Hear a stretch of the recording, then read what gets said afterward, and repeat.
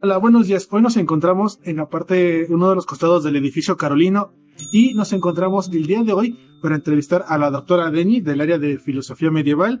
Y bueno, ya conocen la dinámica, son 5 preguntas que les pueden resultar de mucha utilidad a ustedes. La primera pregunta sería, maestra, ¿qué mitos conoce o ha escuchado sobre estudiar filosofía medieval? Hola, ¿qué tal? Bueno, creo que son prejuicios que tienen que ver con pues lo que los padres normalmente esperan respecto de sus hijos, que sean exitosos, que tengan trabajo, que sean profesionistas, en fin, y temen normalmente que sus hijos al estudiar filosofía no encuentren un trabajo, no sean exitosos, en fin. Pero en realidad creo que los estudiantes, cuando estudian lo que quieren, cuando están enamorados de lo que están conociendo, normalmente lo hacen muy bien. Puede ser, por ejemplo, filosofía medieval, puede ser filosofía en general, lo que aprendan, lo que amen, que disfruten hacer. Y en esos casos normalmente lo hacen muy bien. Así es que es absolutamente importante que estén enamorados de sus temas. Ahora, hay prejuicios particularmente sobre filosofía medieval dentro del gremio de los filósofos que tienen que ver con que se trata de una filosofía básicamente teológica, se trata de una filosofía pues que está en contra del progreso o que está en contra de la ciencia, del conocimiento científico, lo cual es totalmente falso. Si bien hay teología, hay tanta teología como probablemente hay ahora mismo en otros países. En México aún se hace teología y en aquel entonces también se hacía teología y se hacía filosofía, y yo creo que es importante separar una cosa de la otra. Filosofía, por una parte, trata sobre asuntos metafísicos, ontológicos, epistemológicos, lógica, ética, por supuesto, filosofía de la mente, filosofía del lenguaje, y la teología trata sobre el origen de Dios, de las cosas, la creación, los atributos divinos, en fin, si se fijan, son temas totalmente diferentes y de esos no tratamos, sobre teología no tratamos, tratamos sobre los otros temas que son característicos de la filosofía y pues basta con leer los textos para que uno vea que en realidad se tratan esos textos medievales sobre filosofía y no sobre teología. Perfecto, es un dato que deben tomar mucho en cuenta cuando quieran ingresar con nosotros a estudiar filosofía. Una segunda pregunta sería, en base a su experiencia, ¿qué papel cree que juegue la filosofía medieval en los estudiantes? Creo que es absolutamente importante porque, tal como se presenta en los textos, lo que los estudiantes pueden ver ahí son argumentos tras argumentos tras argumentos, y si hay algo que nosotros los filósofos hacemos de manera distintiva, es justo que formulamos argumentos, adquirimos las herramientas para formular argumentos válidos, adquirimos las herramientas para analizar argumentos, ver si son válidos o no, encontrar las premisas, la conclusión, encontrar objeciones de las premisas, en fin, todo esto que tiene que ver con lógica. Y la filosofía medieval justamente ayuda para adquirir esas herramientas, ayuda para pues mejorarlas en muchos sentidos.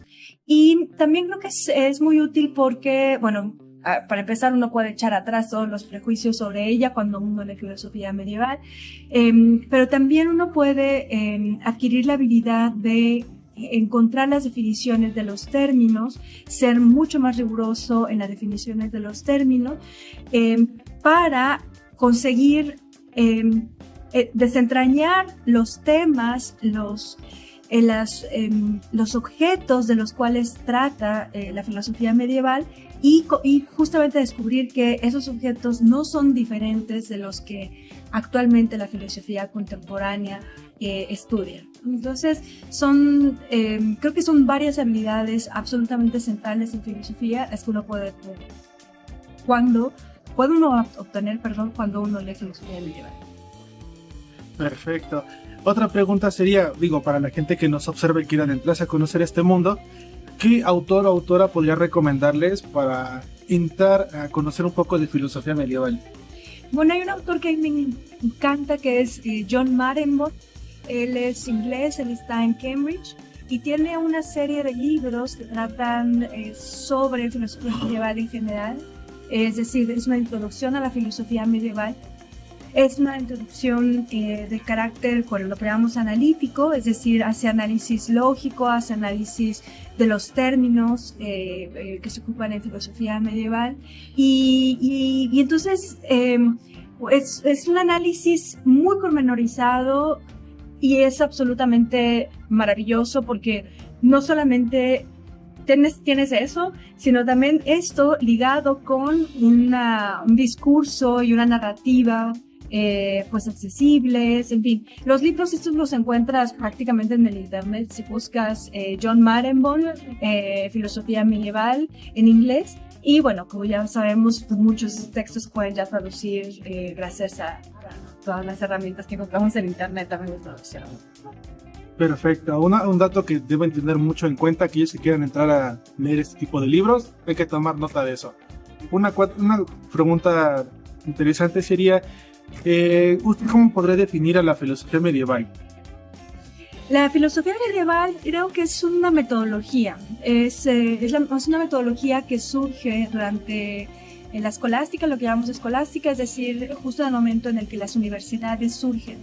Las universidades, que es algo que heredamos de la Edad Media precisamente, pues son el gran centro de generación de conocimiento en nuestra cultura occidental, ¿no?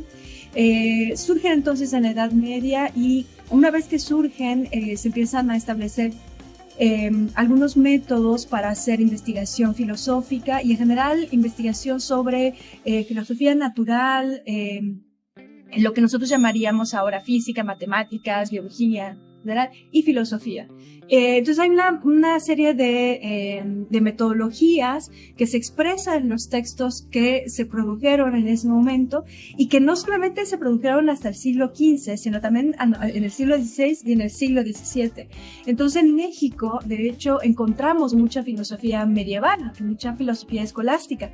Lamentablemente, como somos muy poquitos medievalistas, pues muy poca investigación se ha hecho sobre los manuscritos que se escribieron, por ejemplo, aquí en el Colegio de San Juan, lo que ahora conocemos como la Biblioteca Palafoxiana. Poco se saben de los manuscritos que se escribieron aquí en los colegios jesuitas en Puebla, en la Ciudad de México. Poco se conoce cuál es el contenido de esos manuscritos. En la Universidad Real de México también hay manuscritos, quedaron manuscritos, prácticamente no se han estudiado, porque, bueno, claro, la filosofía medieval tiene una dificultad, que es que pues, prácticamente toda está escrita en latín, y pues requiere de conocer latín. Entonces, bueno, aquellas personas que amen el latín, que amen los idiomas, creo que es un buen lugar donde hacer investigación, porque tenemos en realidad tesoros aún no descubiertos, que están ahí guardados, ¿no? Y pues que somos tan poquitos que no hemos podido descubrir. Perfecto. Los que quieran animarse y sepan latín, ya saben dónde pueden hacer un buen trabajo y anímense, créanme, es una experiencia maravillosa estar en filosofía medieval.